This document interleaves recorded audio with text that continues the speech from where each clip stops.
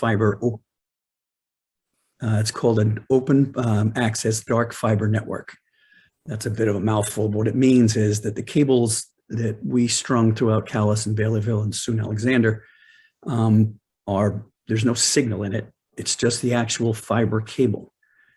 What the open access means that we allow multiple internet service providers, that could be Pioneer, could be Time Warner or Spectrum, could be Consolidated, could be GWI. There's lots of ISPs in Maine. By having an open access network, we allow for competition between the ISPs, which helps lower the cost. We also built what's referred to as a home run network. That's the second bullet tells you it's a dedicated single fiber connection to every subscriber. What that means, a lot of times in fiber networks, what they'll build them out to splitters, and they'll go to a splitter, then they'll break out to 32 different connections from that splitter. We decided in order to be able to make this what we refer to as future-proof and sustainable for the next 100 years, is we wanted to have that fiber connection directly to the consumer, because technology has not been able to beat or to figure out how to maximize fiber yet. They haven't figured out how much data they can put on it. So there's a lot of future ability there. Last bullet there is important because Alexander will be added to that too, but this is a capital asset that is owned by these towns. It's not owned by the providers. The providers lease fiber from DBU and pay in order to be able to use that in order to provide their signal to customers. We can go to the next one, Crystal. All right, here's some brief run of the financials. One of the first questions I get asked at a lot of town meetings is this going to raise my taxes? That's a big concern with everybody. Well, no, it's not. What the towns have done is they have agreed that if this were to fail or we were not able to make this work, would the towns then secure the loans? Would they pay back the loans to the bank? The towns were absolutely over the top. Yes, we have no problem with that. So with that security in hand, we approached 4 banks, and 4 of them were very eager to work with us. We chose one, the first. And what basically happens is we're working on a line of credit as we build the network. We're almost done building. This March, we'll be going to a long-term 20-year conventional note. So we won't be on the line of credit anymore at that point. But one of the beauties of this system is that it's paid for by the people who actually buy the service. So if you become a customer on our network and you're buying your service from Pioneer, there's a portion of what you pay to Pioneer that Pioneer pays back to DBU. DBU takes those funds and then pays for the debt service, as well as the maintenance and any kind of legal or any other kind of expenses with the network. So, and another piece after the networks are built and paid for, which we think they'll be done within a 20-year period, a little shorter, the revenue continues. It doesn't, once the network's in place, it doesn't have to be, we don't have to rebuild it. That's one of the beauties of fiber, is that once that fiber cable is on the telephone poles, as the technology changes and gets better, which it does, seems to on a daily basis, all we have to do in these 2 towns is to change the equipment inside the buildings. We don't have to restring those wires. Those cables will be good for the next 100 years. So that fiber up there is a very long-term sustainable investment. Rural broadband has been, we're rural, we all know that, just about everybody in Maine is rural. We probably understand it better than most, but it's become a focus now. It's really, really come to the forefront with how rural America has really been left behind when it comes to broadband.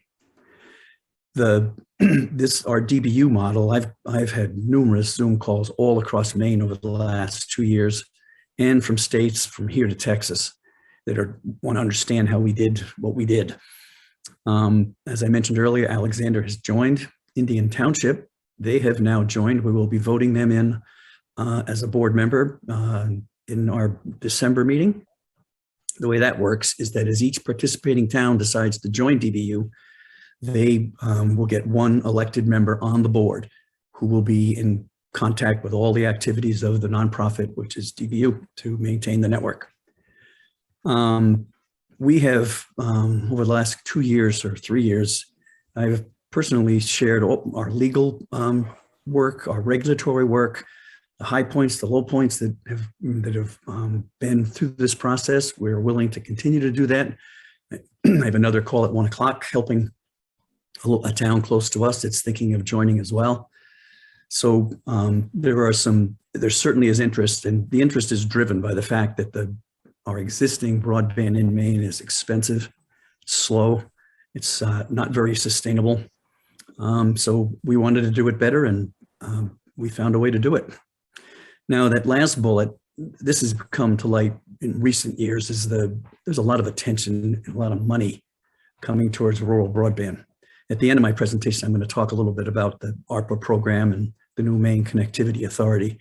But at this point, just to make you aware that there's a lot of focus and a lot of money on rural broadband. This is an opportunity for small towns all across Maine to tap into some funds to help build the networks that we'd like to build. Give you a little bit on the impact of what we have done here. First off, we've really lowered the cost and sustainability for broadband for the customers in these two towns. For example, 100 by 100 connection, that's 100 down and 100 up. It's $59 a month. That's a very, very low cost entry point into broadband, symmetrical fiber broadband. It's during this pandemic, we have seen a huge increase in families moving in together, houses with multiple laptops, TVs, phones, tablets, all connecting at once. We have not heard one single customer complaining about a lack of speed or seeing that dreaded queuing circle. It doesn't exist in this network. During the COVID-19 pandemic, when there was a lot of education taking place from our homes, this was instrumental to a lot of our families being able to have their kids participate in the educational system and not get hung up, queued up. People can, the parents can still work and the students can still go to school on the same network. Woodland Pulp in St. Croix Tissue, where I worked, spoke with their manager the other day, and he was telling me that this network they consider a major recruiting tool in hiring their engineers and professional employees from all across the country. And it has brought an enormous amount of talent to the Woodland Pulp and the St. Croix Tissue Mill, which is in its own phases of expanding. There's a lot going on up there. And these fiber networks are a huge piece of helping make that happen in Washington County.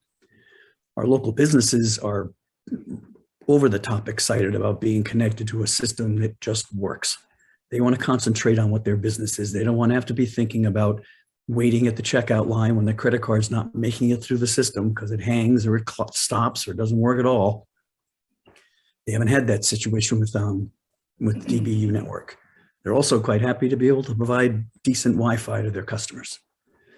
And broadband, another piece here we see across Maine, is one of the second most question asked across real estate now is, what do you have for broadband?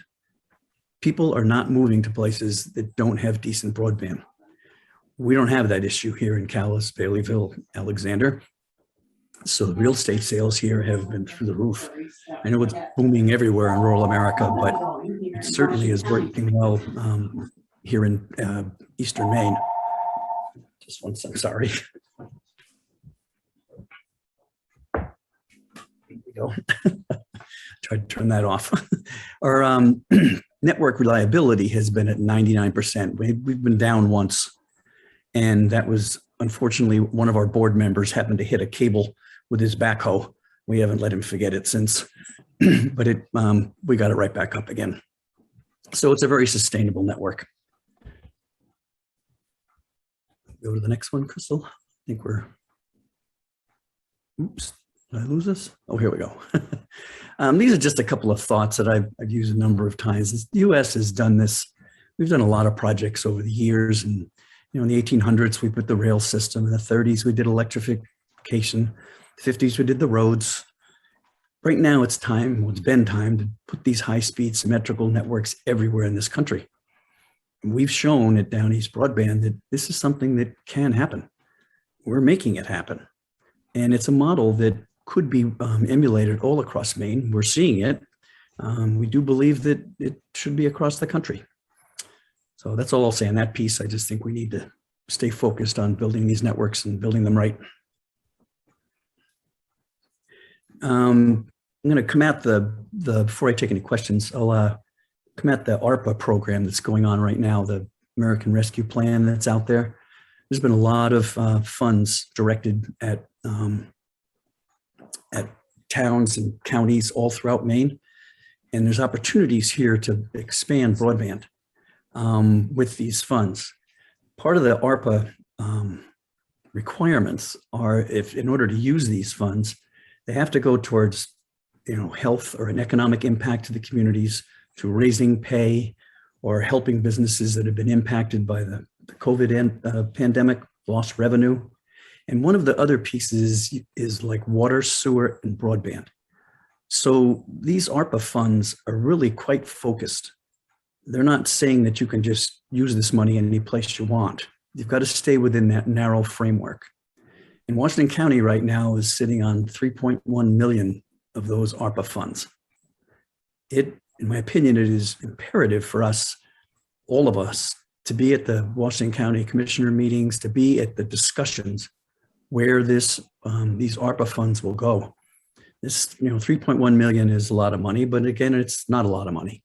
But in one county like Washington County, we feel that that's a substantial amount of money. At the last Washington County Commissioners meeting, I suggested, and I still think this is a good idea, that we use some of those funds to build out what's called the middle mile.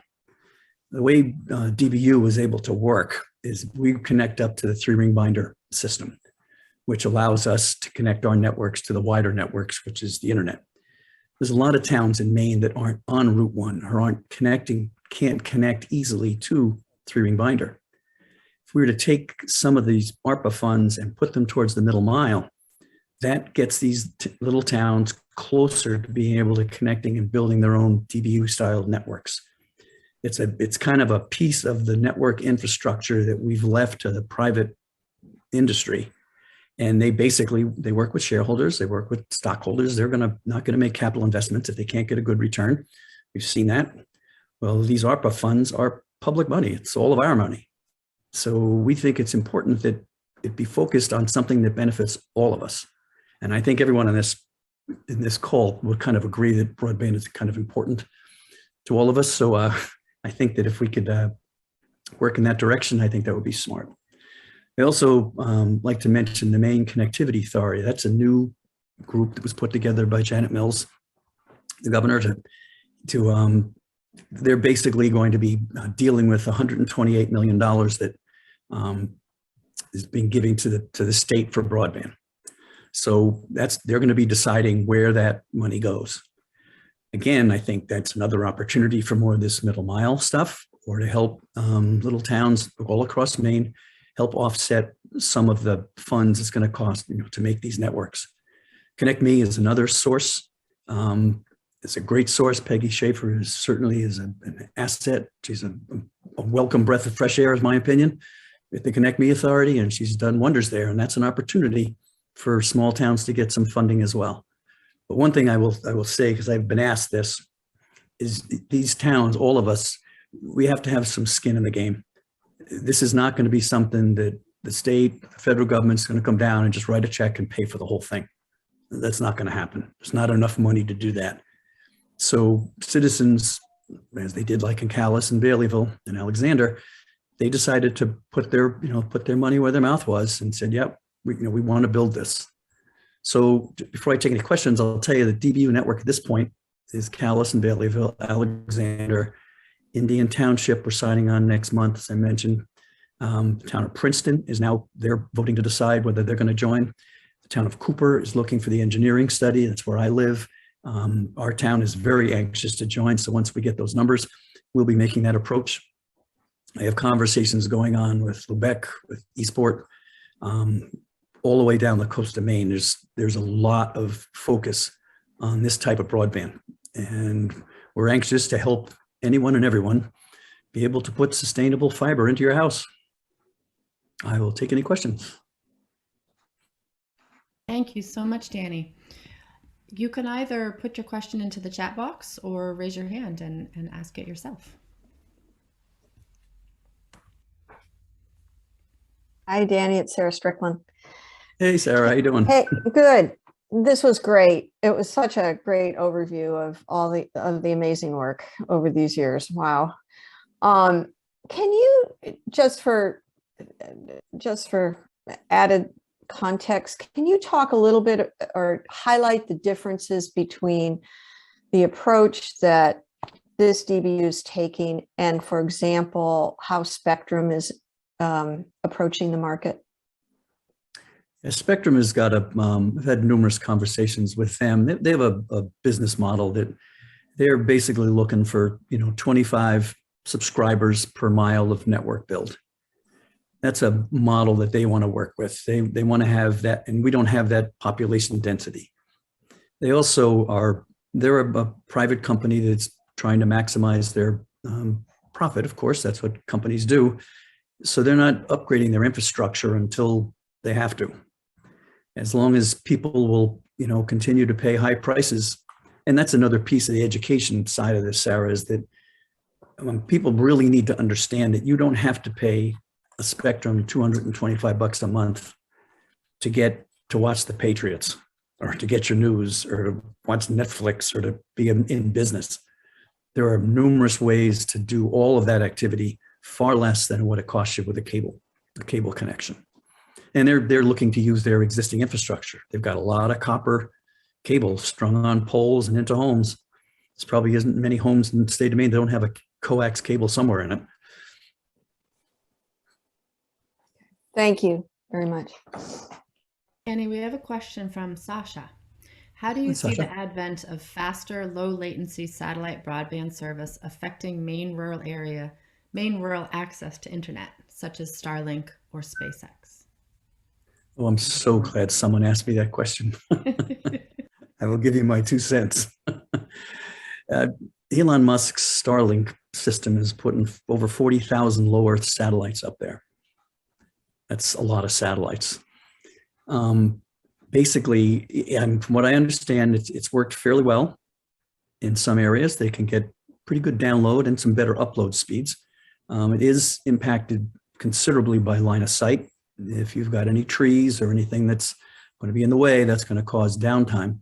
But where I fall when it comes to satellite is, and I've felt this way for years, is that the technology changes so quickly.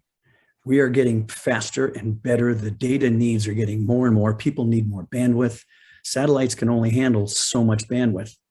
What's going to happen if that gets maximized? We're going to send another 40,000 satellites up. I mean, how much space junk we're going to throw up there? And when you look at the amount of money in Maine, the Starlink program got $48 million. Imagine what $48 million would have done building out a physical fiber infrastructure towards our towns that'll be sustainable for the next 100 years. So satellite is a quick fix. That's an idea, a method of operation that's existed in Maine forever. I remember when I first got into this in 2009, and I talked to one ISP, and she told me, Danny, I just got to get them something. I got to get them anything. And that is not the approach, because 2 years down the road from that, it doesn't work anymore. And so the satellite piece to me is a very unwise investment. We need to take these funds that are there and build out rural Maine and don't rely on the sky.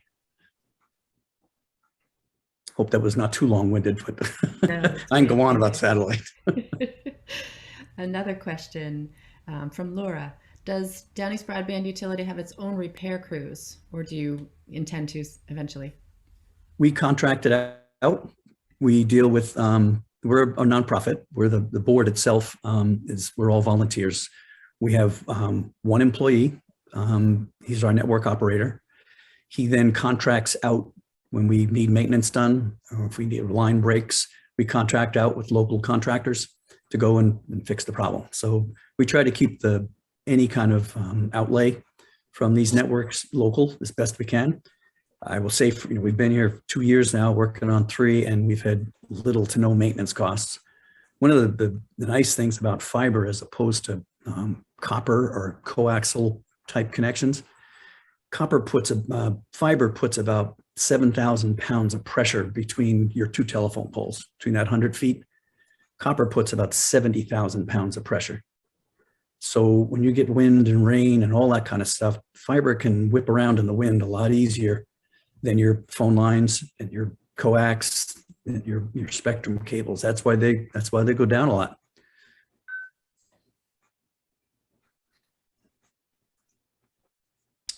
Thank you very much. Any questions? Any other questions? You're welcome to just jump right in. We have few enough people. Crystal, I posted it in the chat, but I can just ask it. I was wondering, what kind of costs to small towns do you mean by having skin in the game? Like, how is that going to impact a small town budget? My town's very small. Most of our town budget already goes to our local school. We have very small percent that's not, and without raising property tax. I would say, each part of the ARPA funds there, each town in Maine received a certain amount of money based on population. Little town I'm in, Cooper, I just helped them get their funds, dropped in their checkbook, and they got $15,000. And out of that 15,000 in ARPA, that's where they paid for the engineering study to have it done here in Cooper. That's considered skin in the game because it's the town's money. They can allocate that where they want to. Another piece is Connect Me. If you look at the Connect Me grants, they have a limited amount of money, but they want to spread it around as best they can. There's a new infrastructure round coming up in November, and the sweet spot to get money from Connect Me is around 25% of the network build. So in your town's case, like it was for Calais and Baileyville, the towns don't have to raise taxes in order to do this. They just got to get the towns to make the commitment that they will help finance this if the subscriber rate doesn't happen, if your customers don't sign up. So what I've told a numerous number of towns is you really need to get a good feel on who would sign up for this service. Will they sign? And if you're in I don't know what town you're in, but if you're in a small town that doesn't have any broadband, or you've just got consolidated, that's a no. You don't have any trouble selling the service, because people are just on DSL are very frustrated, and that's certainly not sustainable. So you can't get all the money, but I think you can get a piece of it. And in Calais and Baileyville's case, we needed a 30% take rate to get to our sweet spot so that we can sustain. We're close. We're not there yet, but we're close, and we're in talks with a couple of more ISPs right now to try to expand out the network. So we'll get there. But I think if you get that information out of your townspeople first, so and then you can look at the Connect Me piece, talk about those ARPA funds at the community level, not just your town, but you're in Washington. Are you in Washington County? You must be. Yeah, I live in Jonesboro. We have about 400 people. Oh yeah, okay. Yeah, so you definitely want to be at those Washington County commissioner meetings and get 2 cents in there about helping get it to Jonesboro. Those are all funds that actually, because it's government money being given to the towns, it then becomes your money. So that's part of the skin in the game piece. Another thing to mention regarding skin in the game, and Danny, you can comment on this, but also Island Institute and Connect Me have planning grants, and they're typically a little smaller, but those are funds that the communities do not necessarily have to put up a lot of cash match, but those are funds that will give you the monies that you might need to join in the planning process and potentially be working with Downeast Broadband Utility or other providers to get that conversation going. And I think that's skin in the game, Danny. Yep, absolutely. Those are opportunities, right, to work with Peggy and at Connect Me to help do the planning stuff. That's another, they've got one of those grant rounds coming up as well. So that would help towns understand, nobody wants to know what it's going to cost. And that's a good way to have, places like Connect Me and the Island Institute help get that number for you. And one of the nice things that I've been doing this since 2009, and you finally have a working model that you could stand in front of the Maine state legislature and say, you know what, this works. In the past, I'd be sit there hollering in the wind, and the ISPs would be saying, this isn't going to work. This doesn't work. We've got to handle this. We're going to handle on this. And we wouldn't be in the position we are right now if they did have a handle on it. But now there's a working model out there. And I offer this out to anyone. Just contact me. If I will share our interlocal agreement, all the legal work we've done. There's about 17% of that $3.1 million. It was all non-infrastructure costs. It's about 600 grand.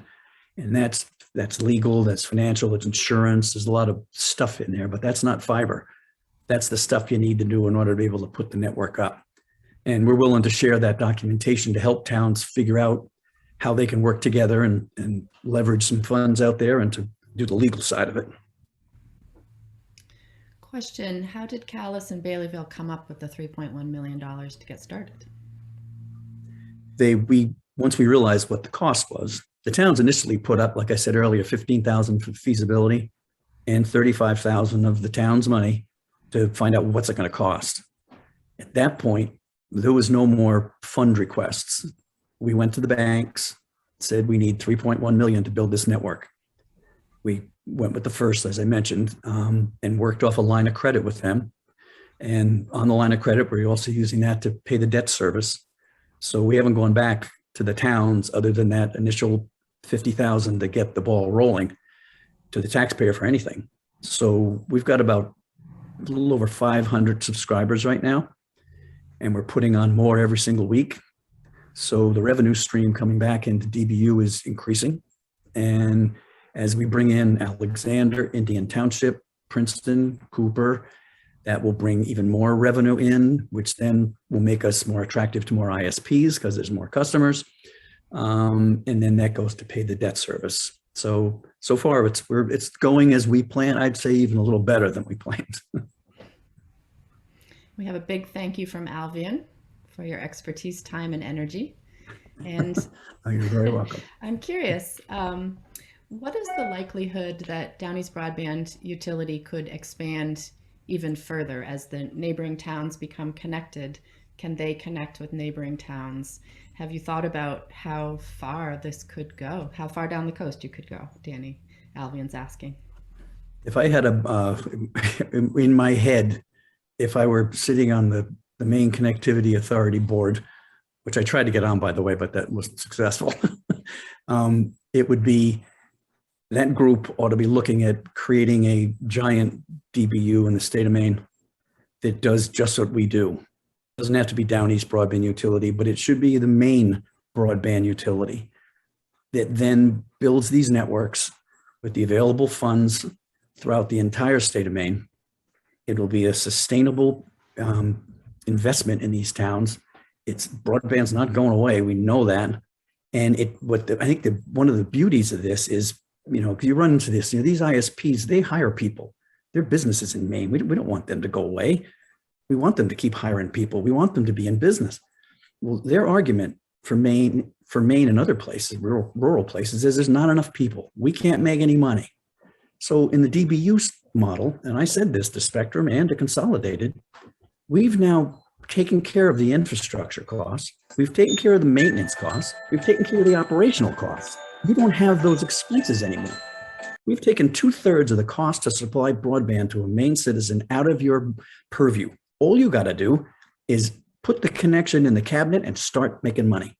And every one of them has said no. It's like, where's your argument now? You can't tell me you don't have enough population base when we've taken away 2/3 of your cost. So I think if I were to have my wish and I were sitting down with somebody who could actually make it happen, but to answer your question, we will, DBU, like I said, we're in talks with a lot of towns, and we will continue to bring on towns as we can. One of the things I should mention that when we do bring a town on, we did this for Alexander and Indian Township, and we will for subsequent towns, is because Calais and Baileyville picked up that 17% of the non-infrastructure costs. The formula the boards come up with, if a town wants to join DBU, 10% of their network build is going to be the cost to join the network. So in Alexander's case, their network bill is $495,000. For them to join DBU is going to be $49,000. That helps offset the legal insurance, regulatory work, and the maintenance stuff that Calais and Baileyville have already paid for. So that's the formula if a town wants to join. If the middle mile piece gets taken care of, which I mentioned a couple of times, that could connect a lot of towns to the DBU network. Because I have a lot of towns that contact me that are in that middle spot, 10 miles from Route 1, 8 miles from Route 1. You know, and if fiber's 20 grand a mile, it's 160 grand to get to, you know, to get out to where the connection is. Those are small numbers for if you could go to the town of Eastport and say, listen, you're 7 miles from Route 1, and it's going to cost 20,000 a mile. If they gave them here's 140 grand, make the connection. Now they're there. They're now connected 3-ring binder, which then gets the DBU, and they could be an adjoining town. So it can happen. I wish it would. I want to get it to Cooper.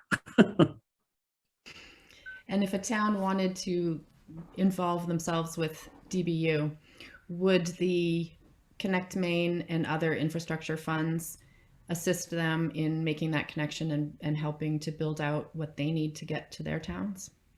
Yeah, that would be as you go through the grant process with Connect Maine or the MCA, the Maine Connectivity Authority, they're got a meeting with them tomorrow. They're still trying to figure out the process for how they're going to allocate these funds, who's going to get the 128 million.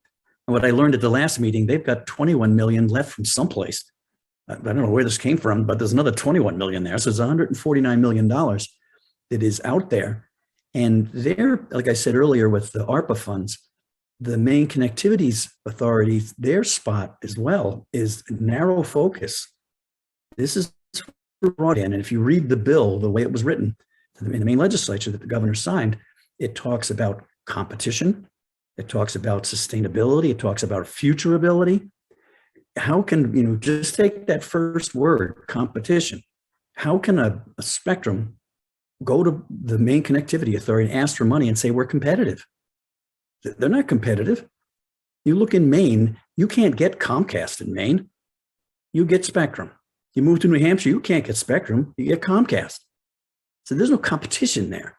So if an ISP, the existing ISPs don't start working with a model like the DBU model where there's competition, I personally don't see how they could receive funds. And I'm going to be at those meetings to ask that question. If someone does try to, I think those funds should go to help the citizens of Maine. This is an infrastructure piece, in my opinion, that should be built for us, not for a private network. Give them the cable and then they can sell the signal and they can make a lot of money. One last question before we get brought back to the main meeting room. Tell us about the cost. Is that fixed for all customers, the plan costs? Yes, they're right now. The $59.95 is that's provided by Pioneer. We are in talks right now with 2 more ISPs and a third one actually too. But right now the cost for 100 by 100 connection is $60 a month. That's fixed. And what's by Pioneer's model, which is kind of refreshing in a way because it's not like Spectrum. I know when I was at the mill, if you were a business, you paid 10 times what anybody else paid for broadband. In Pioneer's case, it's the same price no matter what, across the state. If you're a business, if you're a resident, it doesn't make any difference. 100 by 100 connection. And you can still, with the network we've got, you can go up to 10 gig. That'll go, because fiber we haven't matched it out yet. We don't know how fast you can go. That'll just continue to get faster. And we're going to need the capacity because the data needs are crazy and they're getting crazier. It ain't going away. Thank you so much, Dan.